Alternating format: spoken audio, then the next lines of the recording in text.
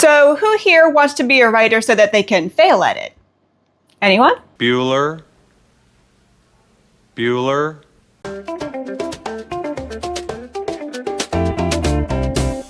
Hi, I'm Lulu. Welcome to my channel. Before we get started, please like this video, subscribe to this channel, and ring that notification bell. So yeah, if I were to seriously ask you if you had planned to fail at becoming a writer, obviously you're gonna say, of course not. Why would we go through the years of bleeding, sweating, weeping, and pulling out our own hair, slaving over this manuscript just to fail at it? We have these magnificent stories in our head, and we must show them to the world. Nothing can stop us.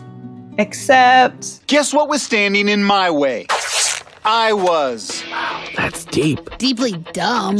Writers, like so many creative types, are so quick to self-sabotage, and I'm certainly no exception. We hesitate to show our work to others because we're scared of the inevitable negative feedback. We know we'll have to learn how to market our work even if we manage to traditionally publish, but we tell ourselves, well, you know, I'd be bad at that, so... Do I really look like a guy with a plan? Everyone else has to do it, but not me. We start bookish social media pages and YouTube channels, but refuse to do any research on search engine optimization or analytics because, well, that's a lot of work and a lot of really boring and lame work on top of that, so... How about new? Yeah, so it actually sounds like we all kind of do want to fail, or at least I do, and I know I'm not the only one. I hear other writers say they don't even want to read because that takes effort and time. They don't even want to revise their work for the same reason. And then when they get negative feedback on that unrevised work, they get defensive about all the criticism and insist that everybody else is wrong. And yet, they claim to want to be writers. I tend to look down on people who say things like this, but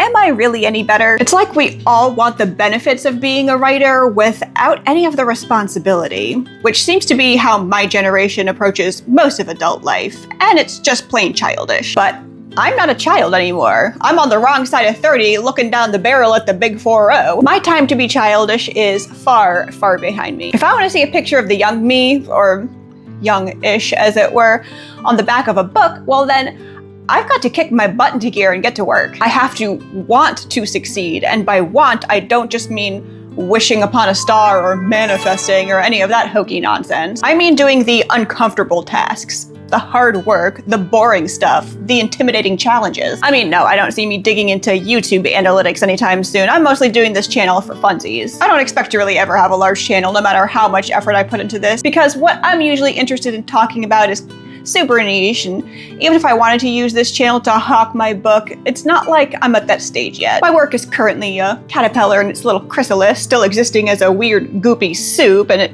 has yet to transform into the beautiful butterfly. Anyway, I'm okay with forever having a tiny channel because it was never my dream to be a YouTuber. However, I'm not okay with all my stories lying dormant on my hard drive because, well, there's something else I've always dreamed of being.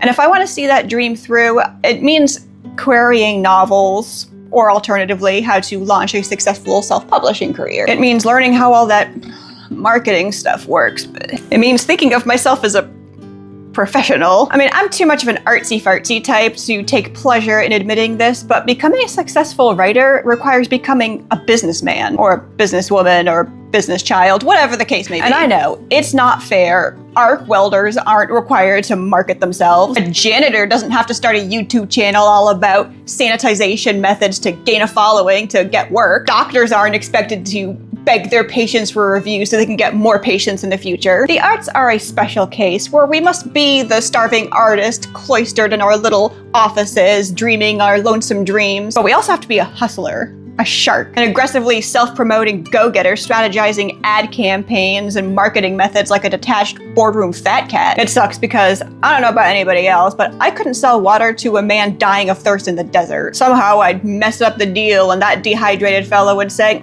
you know, thanks, I'm not actually really all that into water, and crawl away as fast as possible. Not only am I not cut out for sales, I'm also really, really bad at self-promotion. Even if I got someone to show interest in my work, I'd probably panic and insist, oh, no, you wouldn't like it. Reading it would be a waste of your time. But in our line of work where everybody wants to write a novel and nobody wants to read them, we cannot afford to skip any potential leg up. Refuse one of those leg ups and somebody else will climb over you to get it. This isn't me saying that other writers are competition. If you're a fantasy writer, chances are your readers will be my readers too. So we're better off being allies who promote each other. You know, each of us giving the other a leg up towards success. My point is this. The industry is oversaturated, and the bar is pretty damn high. If you don't take every chance to improve your skills and your odds of successfully marketing them, then you're okay with failing. No matter how good you are, someone else will be better. There's always a bigger fish. So to get noticed, you have to be at least as good as them, or at least have a product that's just as marketable. I'm sure we can all name a few authors out there who aren't exactly literary geniuses, but they can certainly dish up stuff people want to devour. But what happens with your highly marketable book if you don't want to put in the effort to market it? Well, I guess it's not that marketable after all. Or what happens if you write your magnum opus, but every beta reader hates it and you don't do any revisions to address their concerns? Do you think general audiences are going to react any more favorably? Or maybe you're one of those, I'm a writer, but I hate reading types. Your readers are going to be, well, readers. They will know you're not.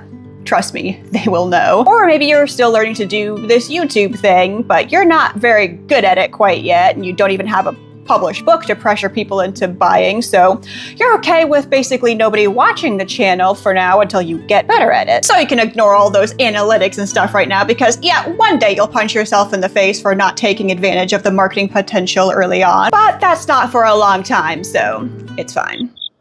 But that's just this writer's opinion. What's the most difficult part of the writing journey for you? Is it the writing itself, the revisions, the marketing? Drop your comments down below. Like this video, subscribe to this channel, and ring that notification bell for more content like this in the future, and I will see you in the next video.